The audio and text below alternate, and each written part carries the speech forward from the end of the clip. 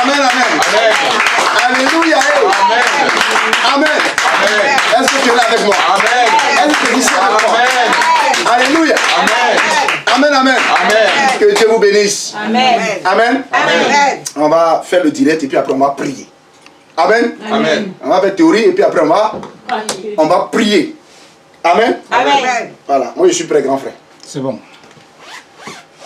Je salue au nom de Jésus-Christ de Nazareth tous les enfants de Dieu sans exception. Que la grâce et la paix du Seigneur se reposent sur vos vies.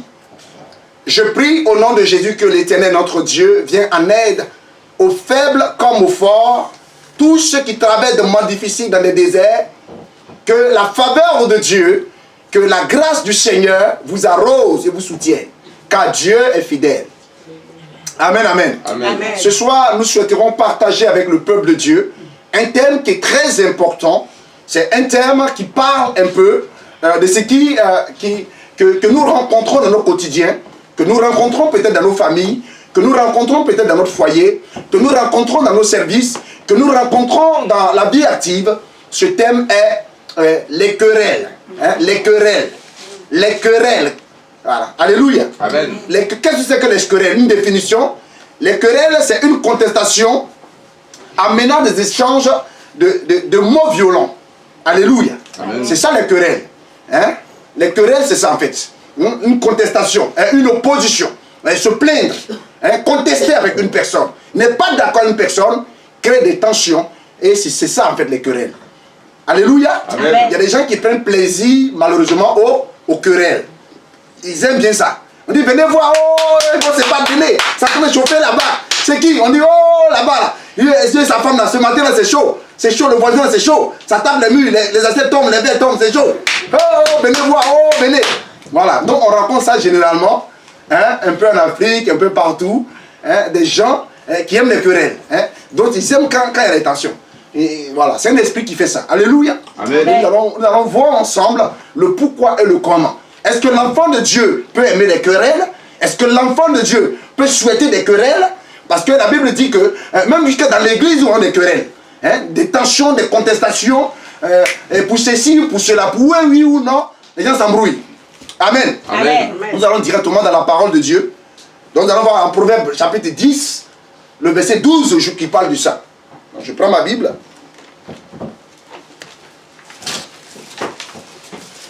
Donc Proverbe chapitre 10, verset 12, je vais aller tout doucement. Vous avez trouvé, peuple de Dieu?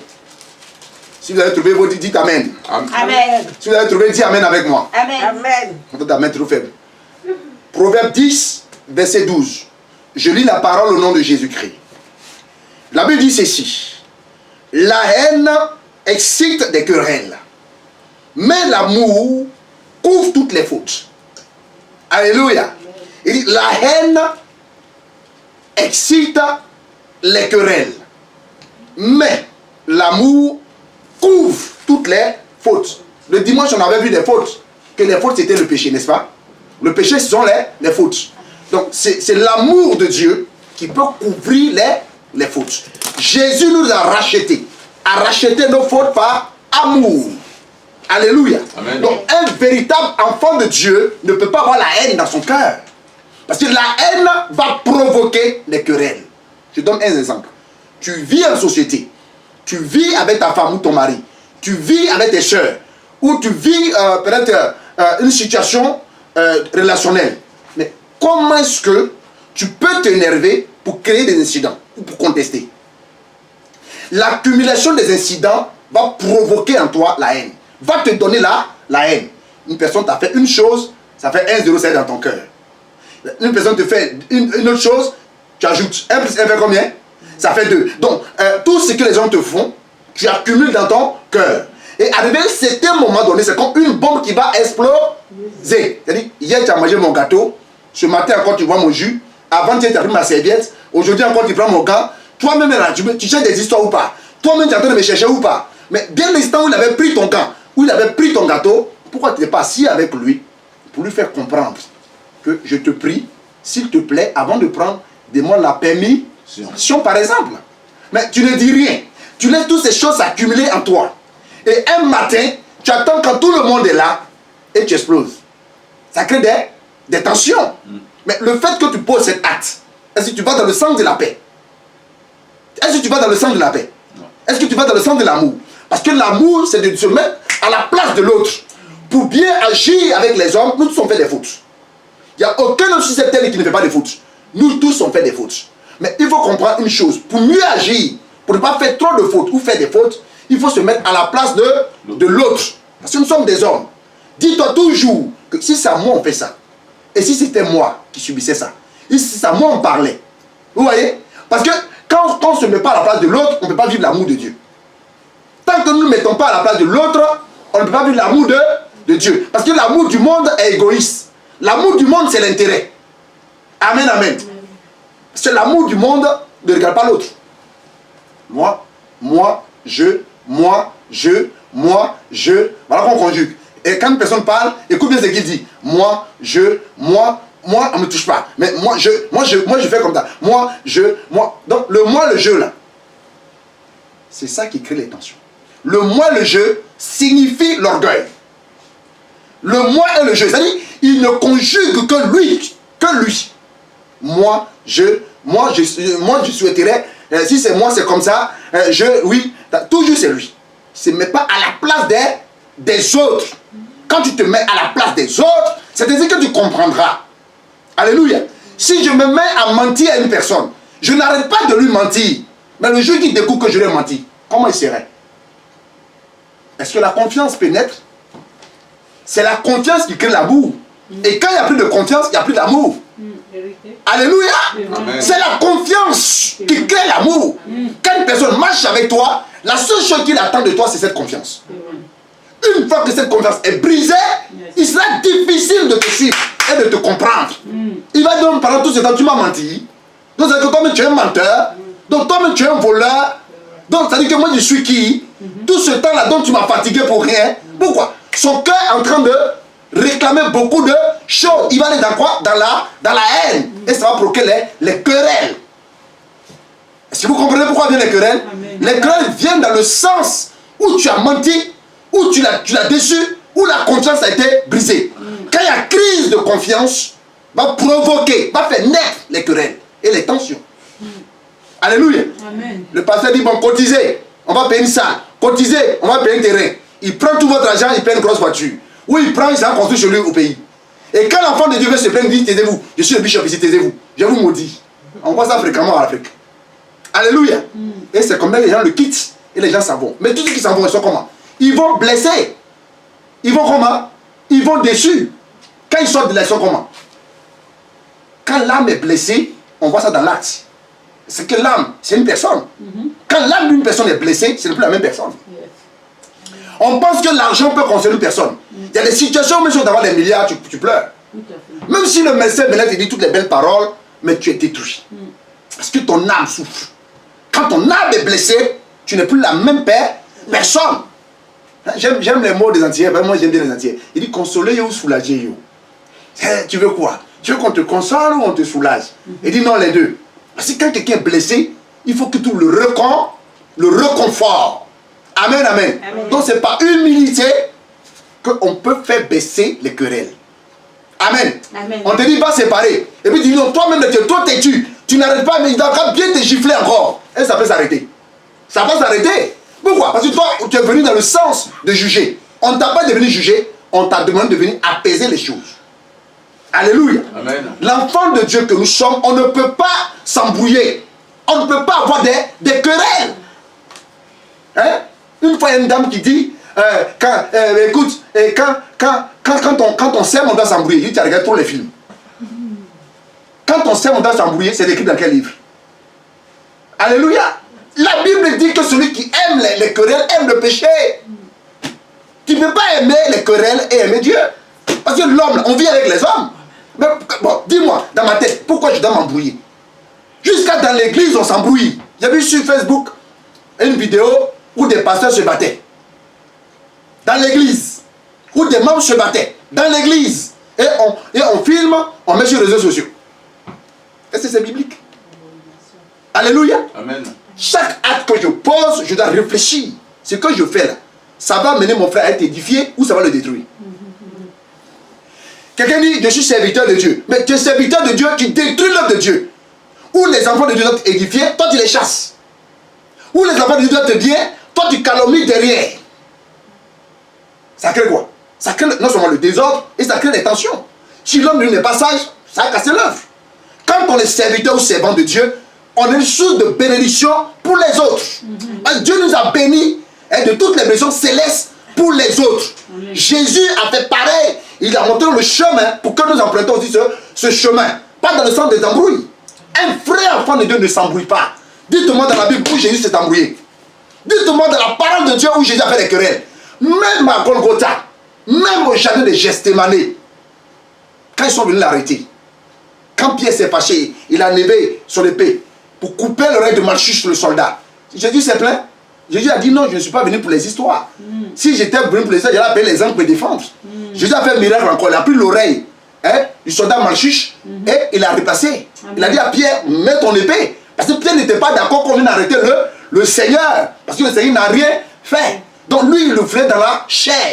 Il le défendait dans la chair. Jésus a dit non, moi je ne suis pas venu pour les histoires. Alléluia. Amen. Donc on peut voir la différence et la distinction de l'enfant de Dieu qui est mûr et de l'enfant de Dieu qui n'est pas encore mûr.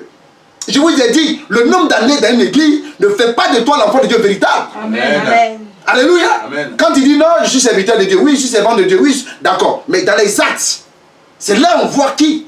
On juge l'arbre car ses fruits. Quand un arbre produit des fruits, on voit si ces fruits sont de qualité ou pas.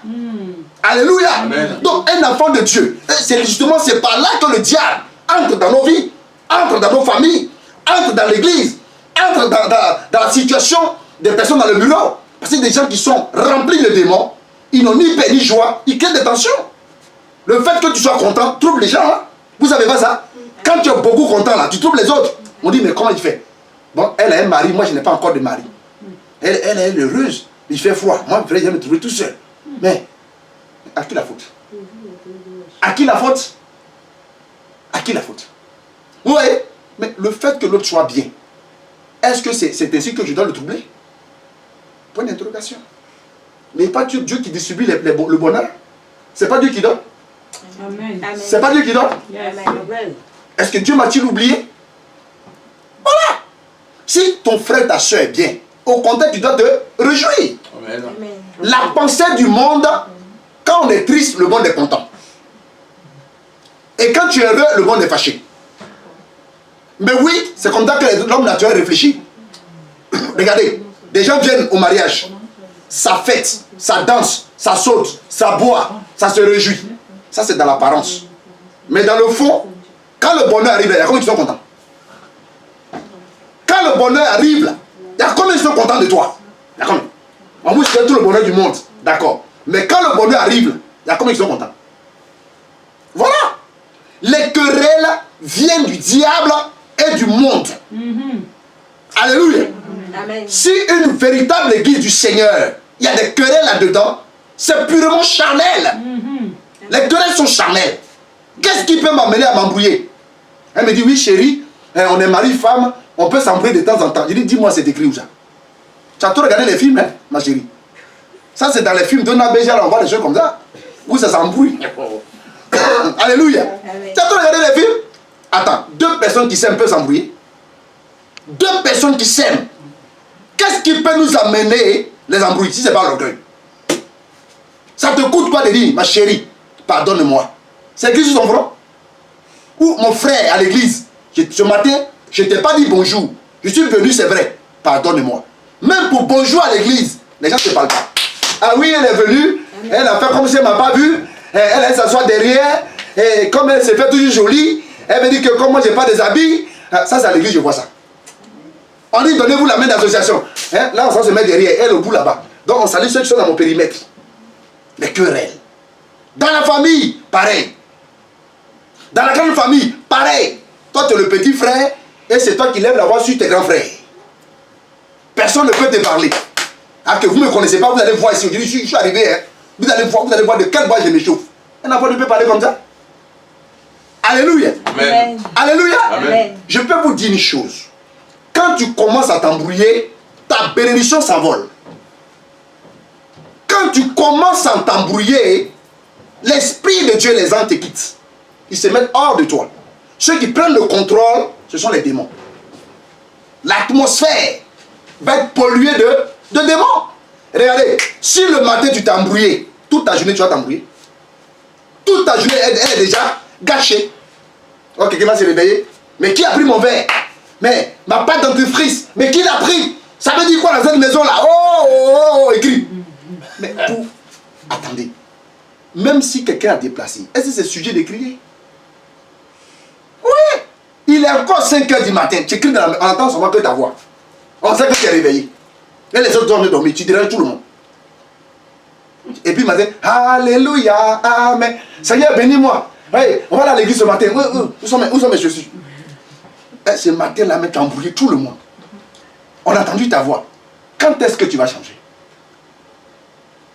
Quand est-ce qu'on veut changer? Vous savez, quand on ne veut pas changer, on accuse les autres. Quand on ne veut pas changer, hein, il trouve qu'il y a des défauts. Même si on lui ramène ce qui est joli, il va dire non, non, c'est tordu. C'est joli, mais c'est un peu tordu. Toujours il y a quelque chose. Vous voyez, le diable, là, il est assis dans son coin, hein, c'est nous on l'appelle. 2 enfants de Dieu qui vont par là. Le quartier vient regarder. C'est pas ceux qui disent qu'ils sont chrétiens, là. Ils n'ont pas dit qu'ils sont chrétiens. Ils crient plus fort ici, là. Donc il faut comme nous aussi. Voilà. Un enfant de Dieu qui s'embrouille, c'est qu'il n'est pas encore mature. C'est qu'il est encore charnel. Alléluia. Qu'est-ce qui peut amener quelqu'un à s'embrouiller, à faire des querelles? Quel est le motif? On vient de voir ici que la haine suscite les querelles. Mais pour parler de la haine, il faut te remplir des choses dans ton cœur. C'est l'ensemble de tout ce qui est dans ton cœur qui produit la haine. Et ça, cette haine, l'ennemi va utiliser pour créer des querelles. Alléluia.